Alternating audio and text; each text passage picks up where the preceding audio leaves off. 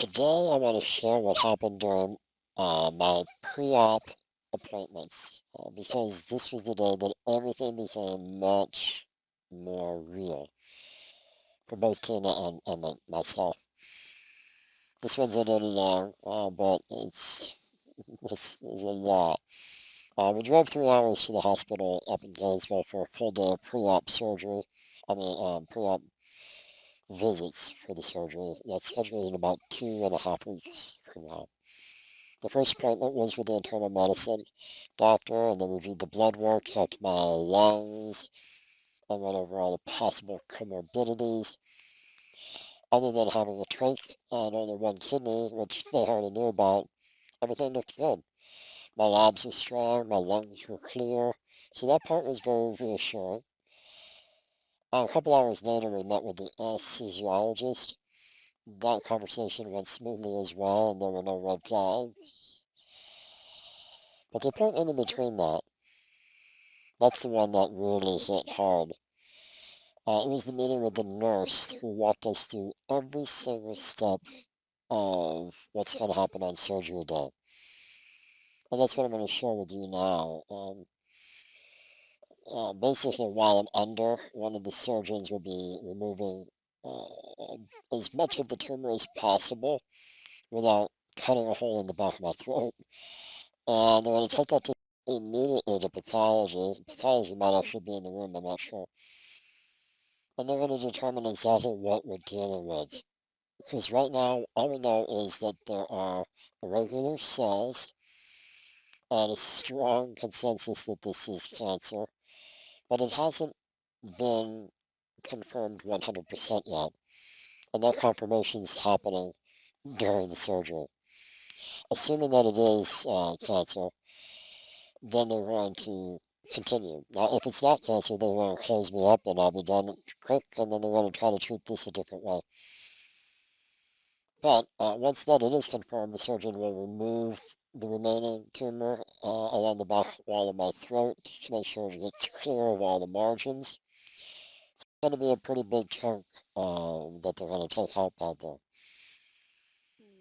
And at the same time, another surgeon is going to be removing a rather large flap of tissue from my forearm with a connected artery and vein. And that flap will be transplanted to the back of my throat to reconstruct the area that has been removed to cover the area on my arm, because after taking out that tissue and vein and artery, they're going to take a thin layer of skin off of one of my thighs and graft it over my arm and reconnect all of that stuff. So once that's reconnected there and there's blood flow in the back of my throat on that flap, the final part of the surgery will be a neck dissection. They're going to remove several lymph nodes on the right side of my neck that are larger than normal. If there has been any spread, that's the most likely place that it would show up. They'll also put in some drains to handle the fluid while my lymph system is adjusting. Now, I had a neck dissection 25 years ago on the other side, so that part, when they were explaining it, wasn't entirely new. However, we didn't know it would be a part of this surgery. Now, before they wake me up, they'll also be placing a feeding tube directly into my stomach. My throat will be extremely swollen, and they want to try to protect the reconstructed tissue from tearing or infection. And the feeding tube should only be temporary, hopefully less than a couple of weeks, depending on how quickly I can relearn to swallow safely. The last surgery I had with my trach, I dropped down to 119 pounds because every time I swallowed, I would aspirate. In other words, um, some of the boost that I drank would go down into my trachea towards my lungs, and I would cough it up violently. And that caused 3 hernias. And they don't want me to blow out the new patch.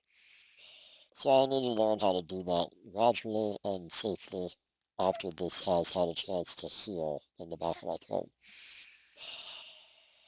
So altogether, the surgery would take about 10 to 12 hours, with 3 surgeons working simultaneously.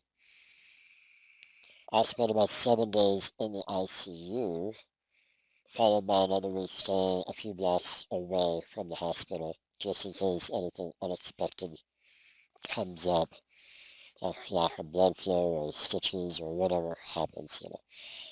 We want to be close to the doctors that know intimately what's happening. I'll be honest, we did not know or realize how extensive the surgery was going to be until yesterday. We didn't know about how big the flap was going to be on my arm or the lymph node removals.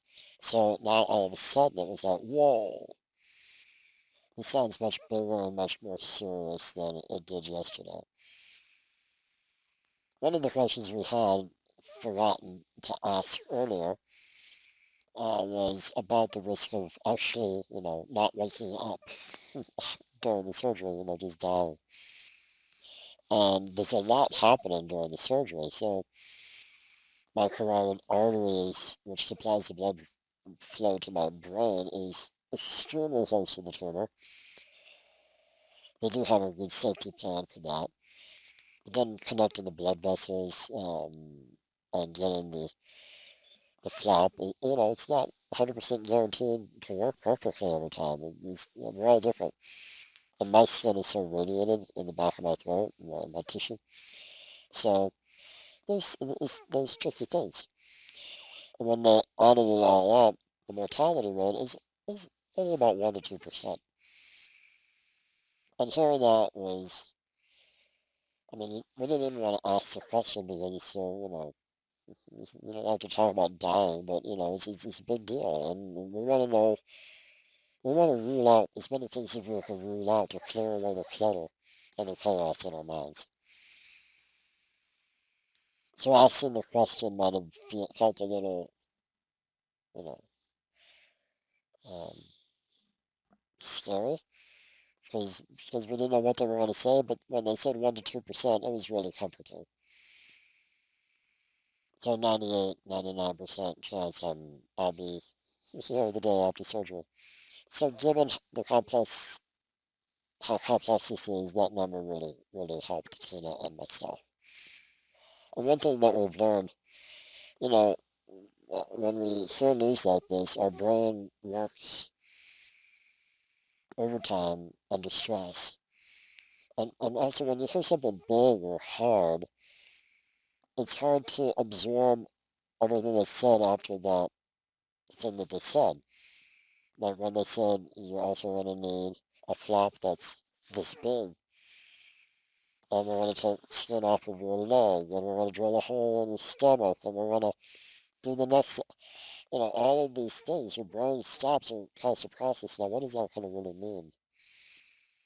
So we asked the doctors, can we record this information before we start? Can we hit record so we have the audio?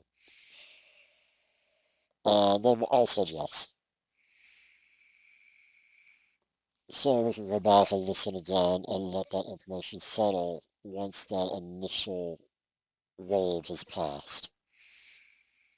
And that wave, it's real. I mean, it's going to hit you and it's going to work through your body. At first, the information can hit like a tidal wave, but once it recedes, knowing what's ahead actually makes things easier. The brain adjusts, the nervous system settles, and instead of bracing for all the different possible unknowns, we can prepare for what's actually coming. It's been about 24 hours since the appointment, and honestly, it still feels like we're walking through quicksand at times. It's a lot to digest, a lot to process, and a lot to reframe. As a relationship coach, a life coach, a health coach, all the things, all the coach things. Reframing things is the most powerful tool that we have at our disposal. what keeps us grounded is remembering why we're doing this. We need to get this out of the back of my throat. And once it's gone, I have a real chance of healing. And there's even hope that over time my speaking and my swallowing can improve some too. Recovery is going to take time. The initial recovery, the trauma, I feel is physical trauma is only about 2 weeks. But total healing is going to be 3 to 6 months and up to a year of physical therapy for my throat, for my voice, for swallowing. It can take up to a year to get back up to optimal swallowing and speaking. But this surgery gives me the best shot at moving forward and living a more productive, healthy, happy life. So I wanted to share all of that in case someone else ever finds themselves facing and bracing for a similar type surgery. Knowing what's ahead doesn't necessarily remove all of your fears, but it does replace the chaos with clarity. And I think that matters. So this was a long one. They're not all going to be this long, but um, this is what happened yesterday. Thanks for being here with me today, and I'll keep sharing as we uh, take this one step at a time.